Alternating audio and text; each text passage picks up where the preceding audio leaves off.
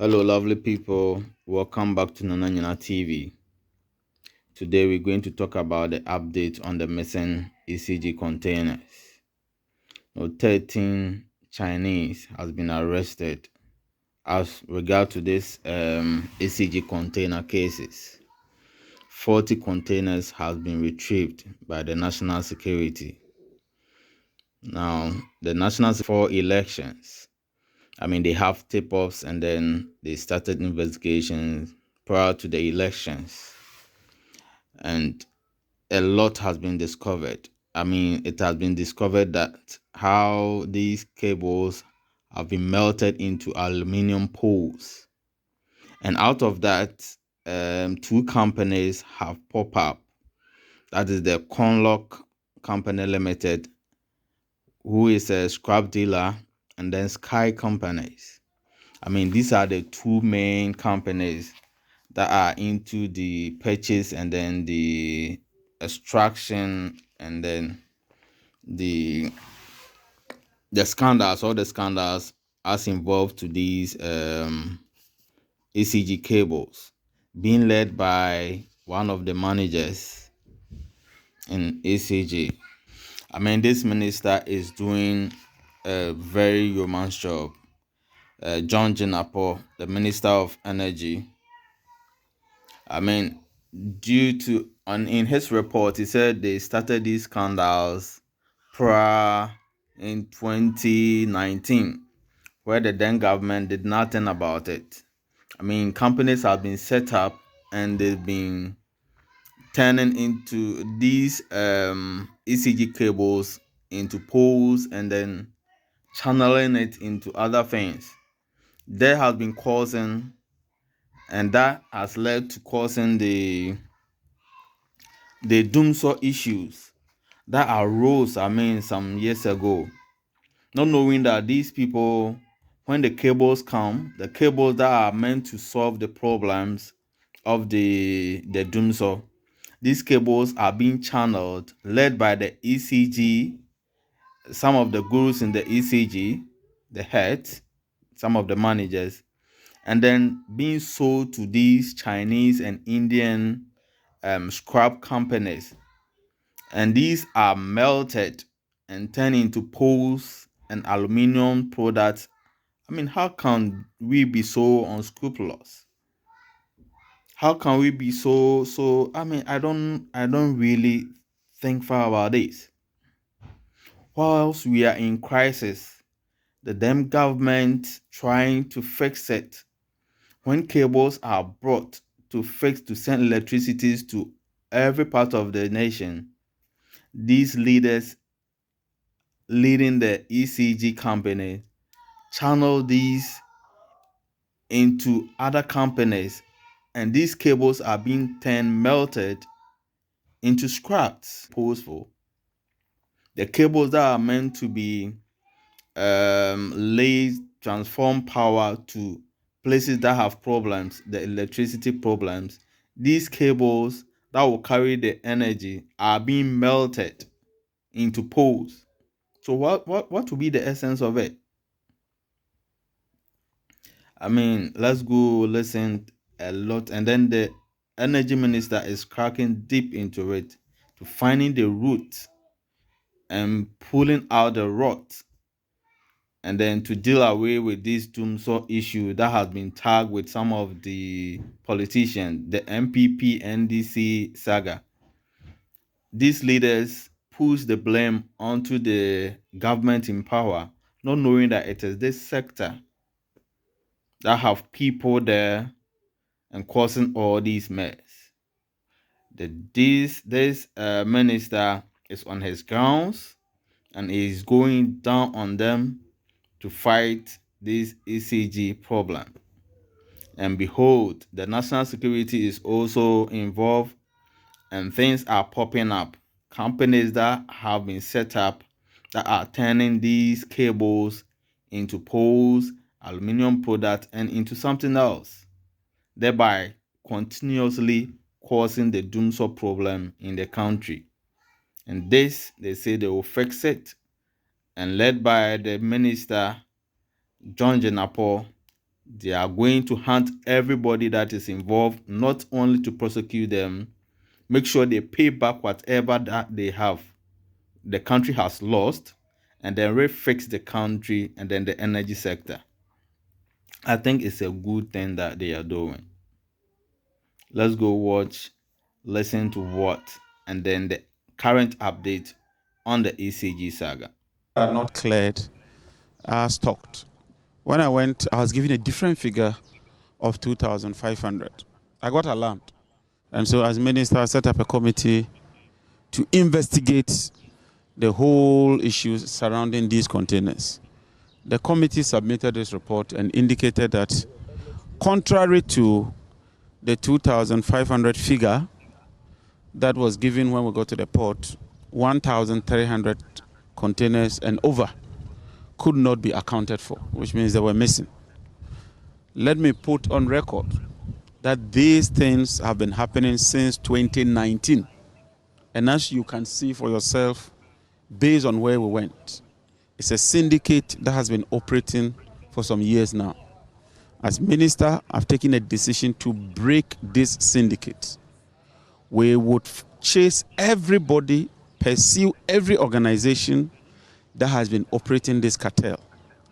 Clearly, as you can see, these are ECG cables. They are meant to be used by ECG, but they end up in these factories and then they melt them in their smelter and produce aluminum rods. That is criminal. I've realized that some misguided element wants to play the NDC MPP politics. Let me assure them that is not going to work. As minister, I've sworn an oath, and it's my duty to ensure that the right thing is done. We would pursue them and ensure that the perpetrators are brought to book. We will do everything we can to trace these containers because they have serial numbers, they have manifest. And let me thank the port authorities and the Director General of the Ghana Ports for cooperating with us and providing us with information. And also to thank the general public. They have been providing the security agencies with information that has led to the arrest of these people. Where we are here, as you can see from behind, a lot of ECG cables stuck in this warehouse, and they've all bolted. Indians and Chinese people have run away. So far, some people have been arrested, and we would ensure that the law takes its course. Why we have this problem is because if you look at the records, and I have the report here, in 2014, ECG's planned procurement was 1.397 billion. By the end of the year, they procured 8.2 billion. And so they engaged in frivolous over expenditure, procured items that they did not have money to clear, and that is what has brought us this far. The same with 2023. Their planned procurement was less than 1 billion.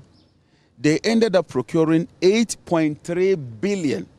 That is more than 7.3 billion over and above what was approved for them. So if you look at the records, in 2022, they procured 1.3 billion. In 2023, they procured 8.3 billion. In 2024, they procured 8.2 billion. Way above what was approved for them. More than 700%. And so let me make it clear. Those who think that they can engage in political football, those who think they can use this to try and equalize, it will not work. Since 2019, this crime is being perpetrated on the state. The then government slept on it. This government will not allow this to continue. And as minister, I would ensure that we curtail this, we follow and apprehend those responsible, and retrieve the containers. In simple terms, I want my containers. Simple as that. And wherever the containers are, we'll trace them. And those we've apprehended, we'll not just prosecute them, we'll go to court and seek an order to sell those assets there to defray the cost so that we'll use that money to invest in the grid system and to make power delivery available and reliable. Thank you very much. Minister, with respect to these scrap companies, we followed that intel and got to this particular company located in Shire Hills.